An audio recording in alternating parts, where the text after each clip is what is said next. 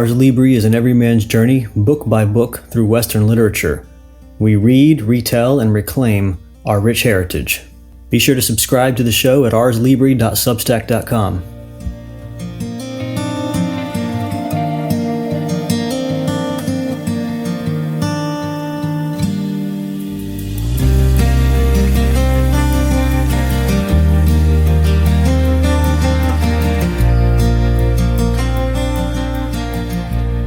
We're going to do this show on Tuck Everlasting. Tuck Everlasting, written by Natalie Babbitt.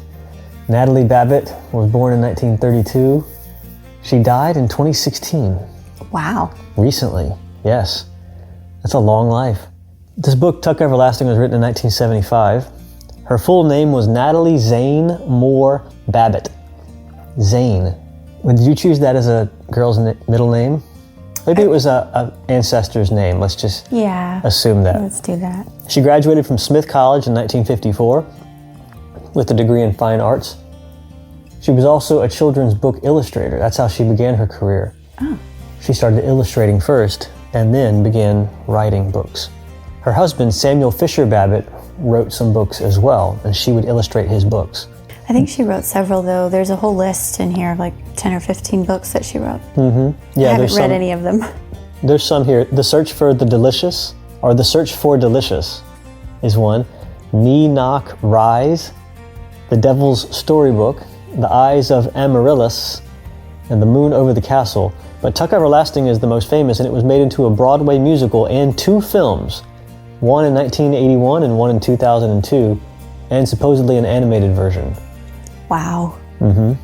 That's I've only seen the one movie. Which one? The one that everybody's seen. I have not seen either. Okay. I'm trying to remember. I don't remember who's in it. Alexis Bledel is in it. So. I don't know who that is. Well, if you've seen the movie, that might tell you. I haven't seen the movie. If the listener has seen the movie, that might tell them which one. Does it feel like it was the 81? It was movie? the 2000 something. Okay. Yeah, for sure. Because movies that were filmed in different eras, it's like they all had the same camera. They just have a feel to it, a grainy film or whatever. You can tell it's like, oh, this is a 70s movie, just from the look of it. What they tend to do in the movies, though, and I actually like this, is they usually make the main character older, because that's one of the things that's kind of odd about this book. Oh, okay. Is there's a little bit of romance, but the girl's 10. Oh, okay. In the story, and so it's odd. Okay. Well, you can have a little crush or something. I'm sure that happens when you're young. But if there's an ongoing romance, that's probably not the best. Okay, no, it's not an ongoing romance, but it's definitely a crush for her. But I mean, there's sort of a proposal involved in an odd way. Okay. So. Well, if you're going to live forever, I mean, and you're not going to age, isn't it was isn't all that what hypothetical. It was like, well, when you're 17 too, I'll come find you. Okay. People Spoiler. make those sorts of promises. People say those sorts of things. I remember being in high school and some girl said that to a guy I knew. If we're not married by the time we're 25, or we're really old, super old at 25, then we'll get married. Promise? And you're 16. My friend was like, no. He just said no. I was like, yes. Wow. Oh. Right. However, speaking of marriage, this woman, Natalie Babbitt, was married to her husband for over 60 years. Wow. For over 60 years. That's a good long time. Good for them. The book that has some themes here. So it's sort of a fantasy, some philosophical questions, life, death, time, the human condition, everlasting life. So can you tell us about the plot, the story of the book? Well, it's set in the hottest part of the year. High August, high summer, and she describes it such that time stands still. It's like an arc of the year. So it's cold, it's getting hotter, and then it's like it hangs. She says at the top of a Ferris wheel or something. There's a couple weeks where nothing's moving. Yeah. And that's very fitting for the story because the Tucks themselves are like they're frozen in time. So the whole story is set almost frozen in time in those weeks of summer where it seems like nothing is going to happen. It's the part of the year where, it's waiting to go down into the winter, but it hasn't happened yet. And so the Tucks embody that as a family. Many years ago, they came across a spring as they were just traveling through A bubbling spring out of the ground. a spring out of the ground at the foot of a tree. Yeah. And they were thirsty, so they all drank, and their horse drank, but the cat did not. That's important. They say that over and over in the book. Like, that's important. Don't leave that out, that the cat did not drink. And this is as they're telling Winnie eventually their story. And Winnie is the main character? Yes. But just for who the Tucks are, they drank from the spring, and it turns out that the spring somehow made them immortal. Okay. They live forever. The fountain of youth. Yes. Wow. There's some mythological reference there. That's cool. And it's not just that they're immortal, they're almost indestructible also. Okay. They're vampires, essentially. Yes. Okay. So do they sparkle? No. No, they don't sparkle in the daylight? No, but he's handsome and he has brown curls, so it's almost like sparkling. So they've achieved everlasting life. What do the Tucks do? Do they just hang out in the woods all day, or are they skimping around at night or something? Yeah, so that's what's interesting about the Tucks. They're a very simple people. And there's nothing glamorous about them at all. And so it's interesting that's like those were the people that this happened to. And there's a villain in the book, and he sort of has that idea of like, why was it wasted on these people who don't even know what to do with this gift they've been given? The Tucks themselves, though, mainly the parents, do not see it as a gift. The parents and the older son all understand that it's more of a curse than a gift. Okay, that's interesting. I've told you this before, but there's a movie, I know you might laugh, but there's a movie called Interview with a Vampire. Oh yeah, I've heard of it. Have you seen that movie? I've not seen it. Okay. Basically, it's with like a 90s movie with Brad Pitt and Tom Cruise. Kirsten Dunst, yeah. Okay, yes. And they too are they're all vampires.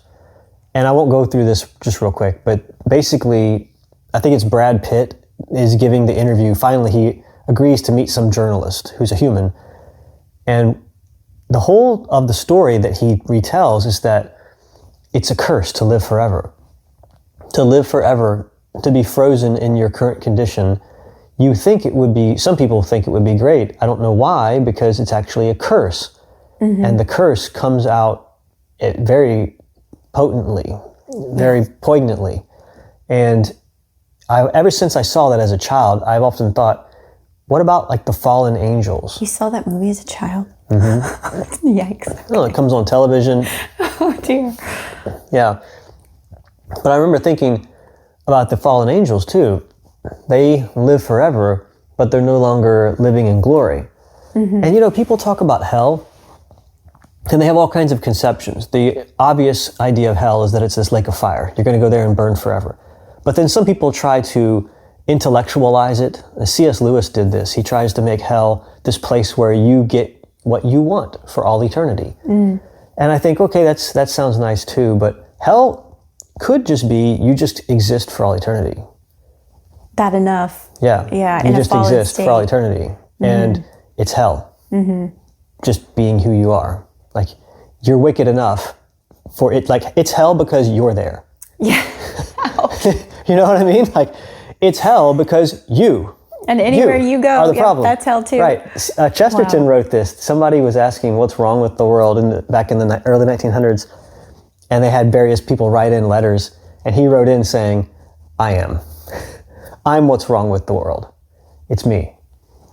And I think there's something to that. We're getting a little heavy here, a little far away from the plot though. So what happens though? Are the Tucks living in the woods? Does Winnie or Finny or whoever this main character, who's the main character? Winifred. So Winnie, Finny, that's close. Hold on. Winifred? Her name is Winifred Foster. My goodness. Did her parents, what is this? Yes. Okay, so she... Winifred. She was born to very uptight, like picture Edwardian finery, buns and frills and collars and sleeves. Okay, neck gaiters that look like platters. Sure. That sort of family, very prim, proper. You wipe your hands on your napkin. You wouldn't dream of touching your food with your fingers. Yeah. And she's I'd like to send our kids to that for a little while, just for like a week or two. Take some notes. Yeah. So she's an only child, and she's born into this family, and they're sort of like the first family of the village, or at least they were. and they own the wood. Hold on. If you're the first, you're always the first.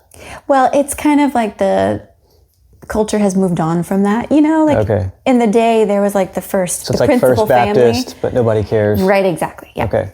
The Fosters, and they own the wood that the spring. Sorry, First Baptists are great. I'm just saying that nobody cares. Okay, we love you, First Baptists, whoever you are out there. Yeah, and the Second Baptists and the Third Baptists. Anyway, so she's born into this family. And it's very stuffy. She doesn't have a lot of freedom. She's allowed to play outside, but in a fenced yard. One day as she's playing in the yard, this is how everything converges. This is how the Tucks meet, her and everything. It all happens one day at the height of August. Everybody's really hot. There's a man. The whole book he's referred to as the man in the yellow suit.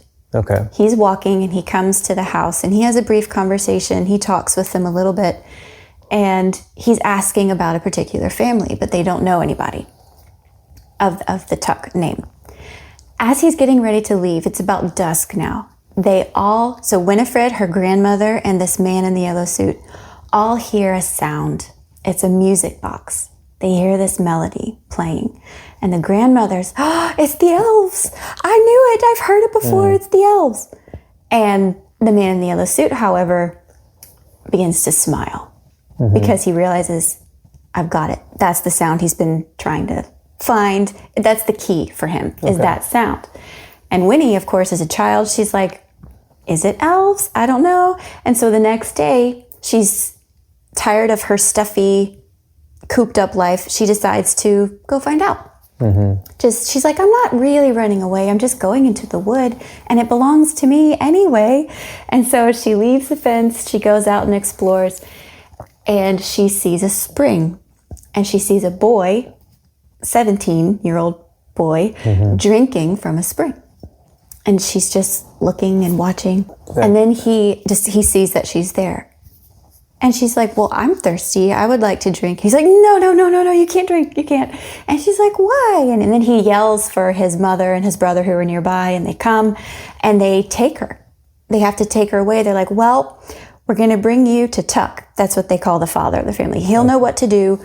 They're like, we knew this would happen one day. Somebody would find the spring. Now we don't know what to do.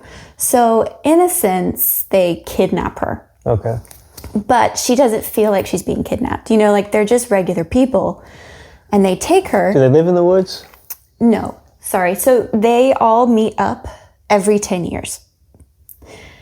And Tuck and May is the woman's name. They do live in the woods. They have a little house there. They've lived there for a while, but they have to keep moving around. But the boys, the two sons, they travel and do whatever they want and come back every 10 years for a reunion.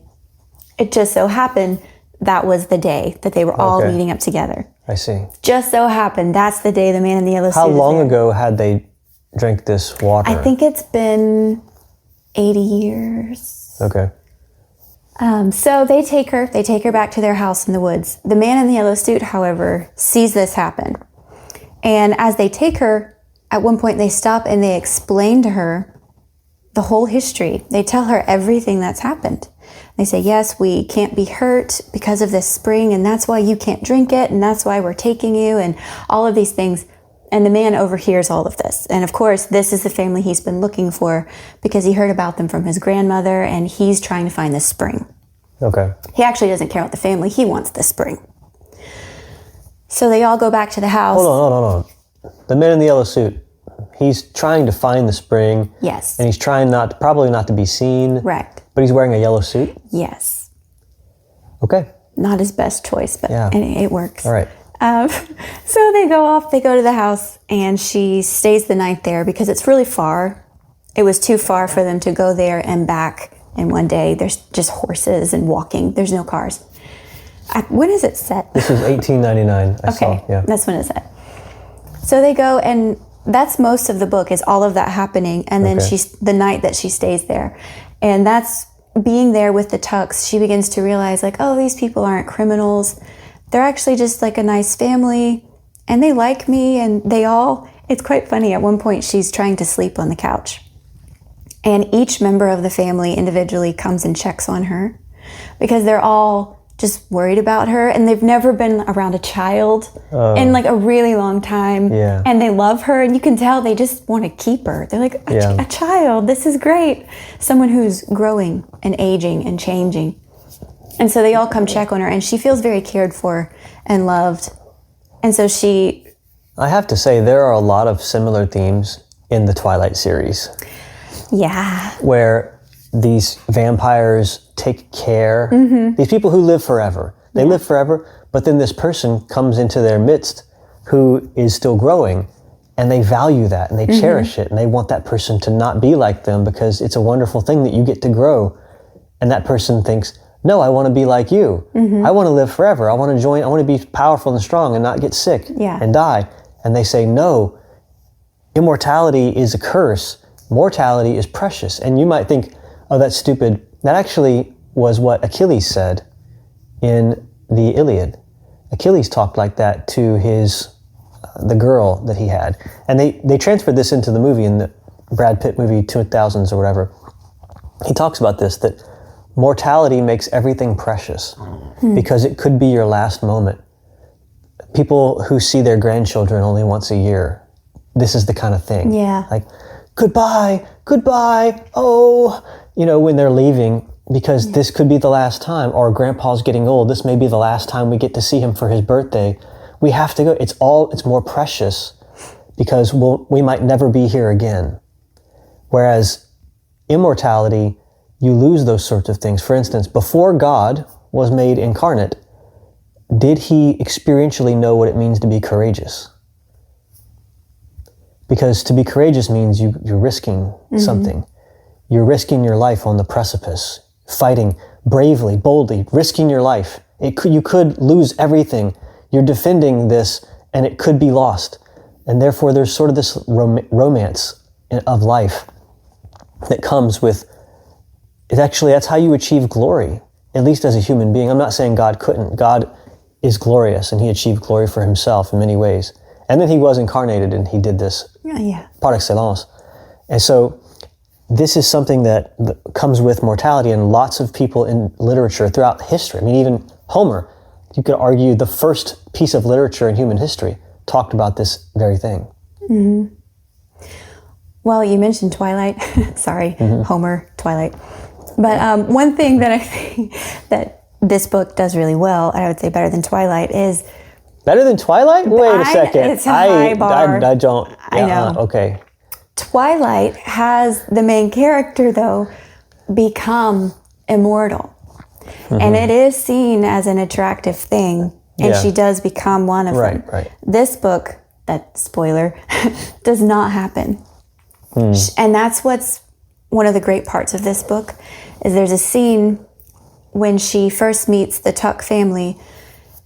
The dad, Tuck, he takes her out onto the pond. He's like, let's go talk. We got to go talk. And he's trying to show her that, like you said, immortality is a curse and a burden, and that it's not natural. He says, you're young, but you will grow, you will have children, you'll get older, you'll become a grandmother, and then it's your time. And he's like, and he wants it so bad to be released from the state that he's in. And that really impresses upon her that drinking from the spring is a much bigger deal, than she would realize. And so she's having that conversation with the dad. But at the same time, the youngest son, who's 17, he comes to her and he's like, hey, I have a bottle. He got a bottle and he put the spring water in it. And he's like, here. yeah. He's like, keep this. And when you turn 17, drink it. Oh my God. And wait for me. Oh my God. And I will come find you. And he's like, he's an 80-year-old man. Yeah. And he's like, we could get married and we could go and live forever. We could do all these great things. And so she's this is a 10-year-old girl who's very much like eye-struck by this beautiful boy who's having to weigh this with the gravity and really the sorrow of the father. And she's trying to make this decision. Also, the older brother, he lost his family because of it. So he was actually married and had 2 daughters at the time that they drank. And they all he figured, or maybe he got married later, but it was soon enough that he didn't realize he wasn't growing older. Okay. And eventually they thought he was cursed and they thought he was bewitched or sorcerer. Right. And they left him. He was abandoned by his family. And so he's experienced the sorrow, but it was that youngest boy who hadn't experienced as much of that. And so that's why he was trying to get her to join him. Yeah. Could we talk about immortality for a bit? Because I think the book gets some things right, but some things wrong. Okay. So in the Bible, the book of Genesis, Adam and Eve eat of the tree of knowledge of good and evil. And God says, we got to kick them out of the garden, lest they eat of the tree of life and live forever. Mm-hmm. So the loss of everlasting life was a curse. But everlasting life is something good, because that's the central theme of the Bible. Jesus comes and restores to us everlasting life. That's what he does. So the fact that death entered the world through sin means that this wasn't supposed to happen. We weren't supposed to die. We were supposed to live forever. Mm-hmm. So the idea that living forever is a curse and that we're supposed to get old and die, that's actually good. I want to challenge that and say, no, it's not actually good. It's part of the curse that we get old and die. What would be bad, though, is to live forever and still be sinful. That's the sinful part. So I think the book does get that right, and so do the other things that I mentioned. It would be a curse to have immortality and be sinful. Yes, that's a curse. Mm-hmm. And that's why God basically said, you're going to die. You can't keep living. I'm not going to allow you to live. Even at the beginning, they lived 900 years. God said, no more. It's going to be 120 max. You're going to die. Mm-hmm. But at the end, in the book of Revelation, it shows all the nations coming to Christ who believed on him, who called upon his name, and they eat of the tree of life, and they drink of the waters of life coming from under it, or from the throne and around it, however it's worded in the book of Revelation.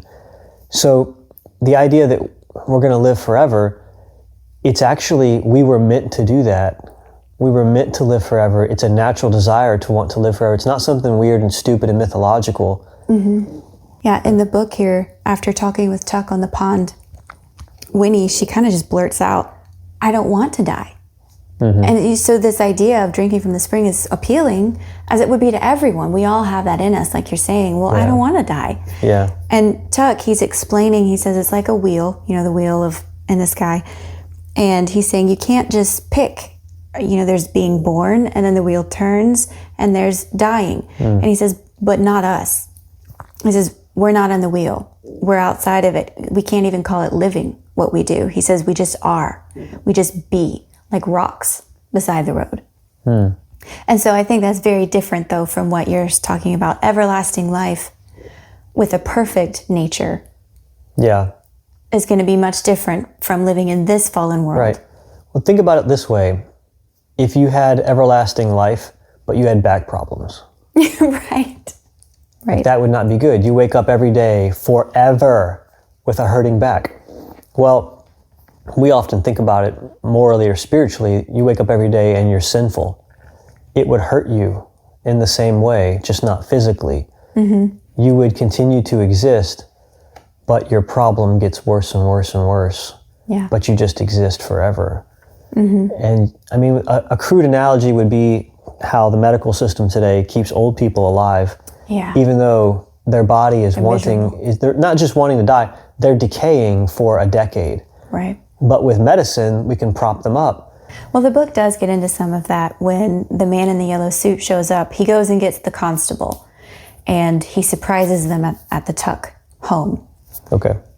And they talk about this a little bit, because he explains to them what he's going to do, because now he's the one in power at the moment. And they're like, why are you here? What are you doing? And basically a little bit of the story here. He went to Winnie's family, and he says, I know where the girl is. So sell me your wood. Give me the wood in exchange for your daughter. The woods. Sorry. The land. Yeah, the wood that has not the lumber spring. or firewood or something. No, wood in the sense of forest. Some of the woods. Yeah. Yes. Is this an English book? I don't think so. Well, you say wood. I mean, that's English people talk like that. No, she was born in Connecticut. All right. New England. Constable, wood. She went and got the policeman, and he wanted to buy the woods. Well, it was old-fashioned. Not the constable and the wood. Okay. All right. The cup of tea. He called the cops. Then they drank tea. Okay. Anyway, he's going to trade. And so he's like blackmailing the family. He's forcing them to do this. And so he shows up at the duck house and he's explaining to them what he's going to do. And they're like, why do you even want the spring? Like, what are you going to do? And he's thinking he wants to bottle it and he wants to sell it. He wants to make a fortune. Obviously. Oh my gosh.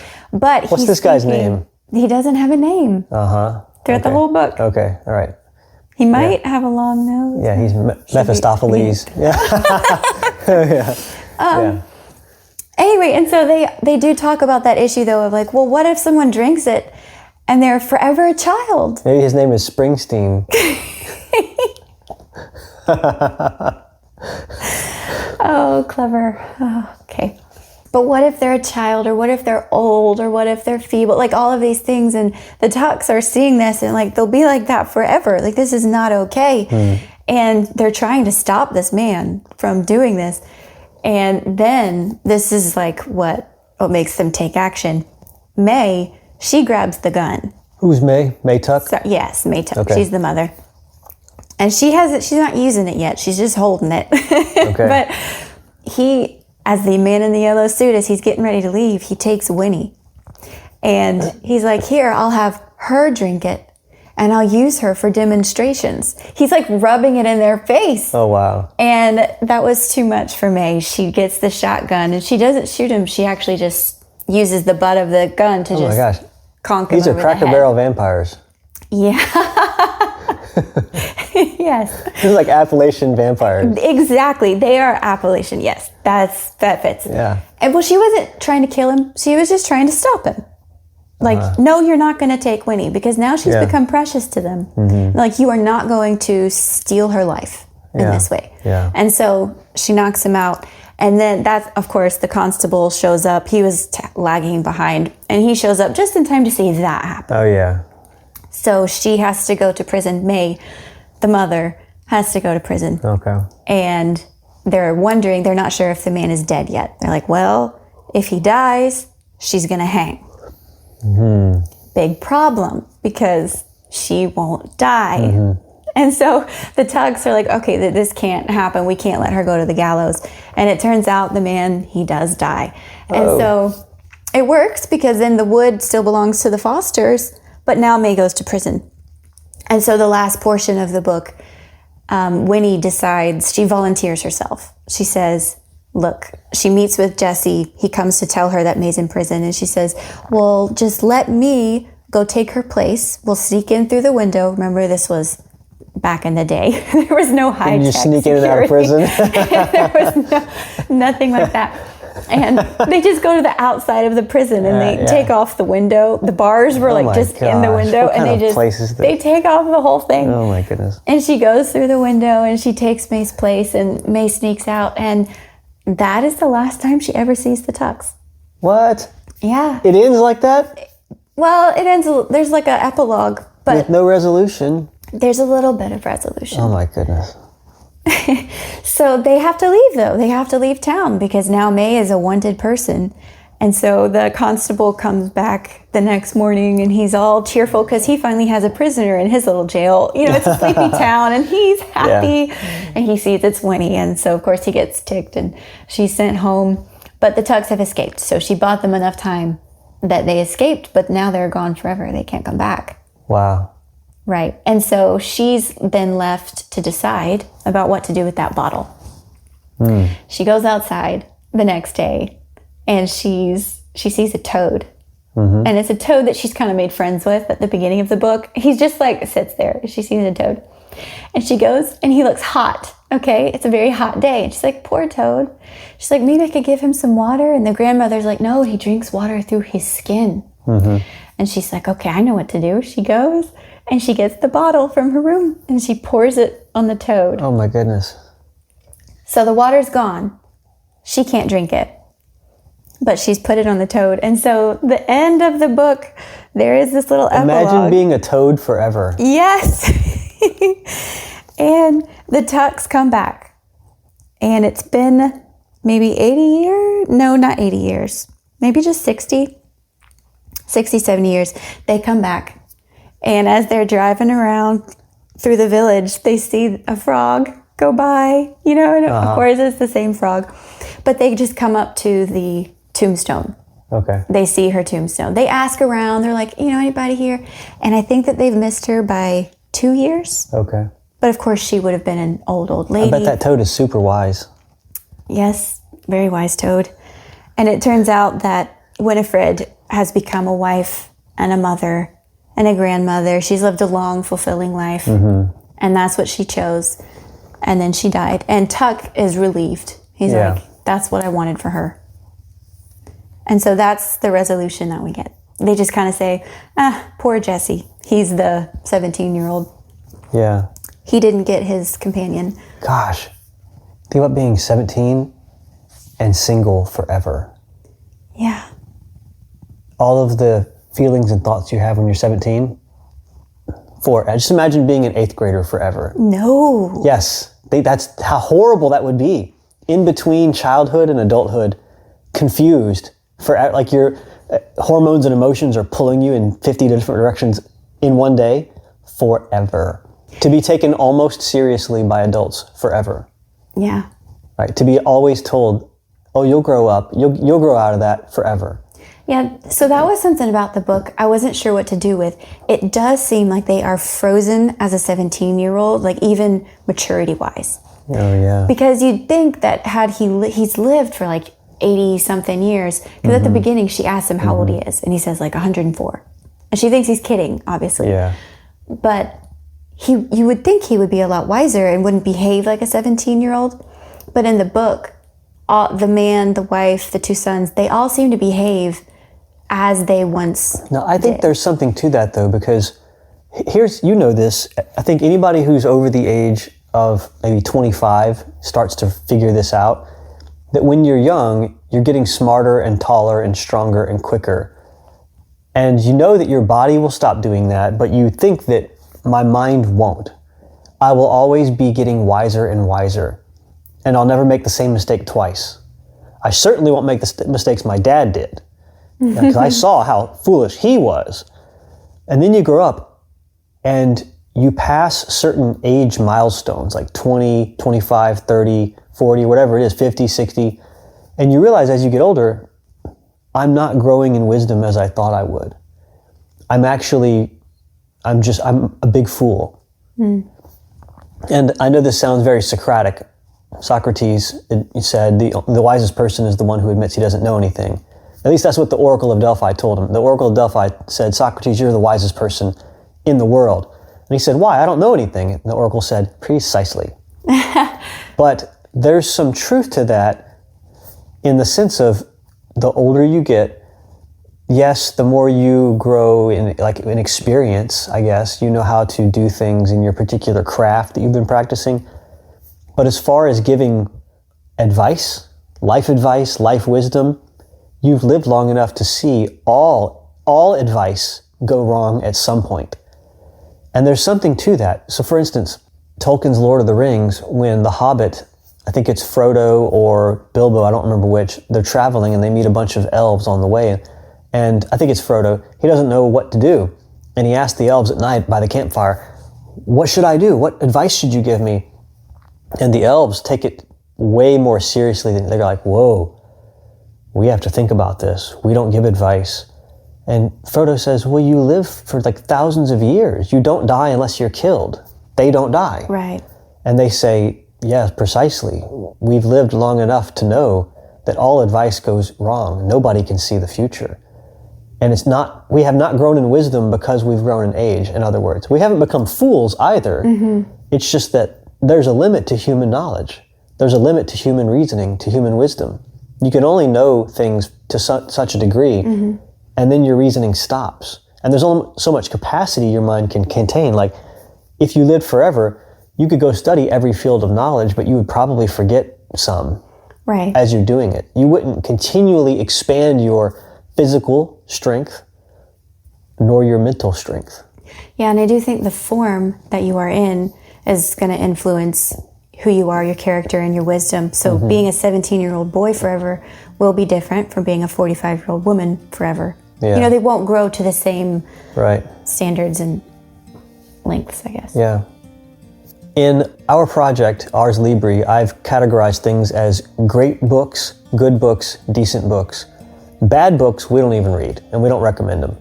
Where would you put this? Great, good, decent. Great is like the Iliad, it's like Count of Monte Cristo, maybe Jane Austen or something. Dostoevsky.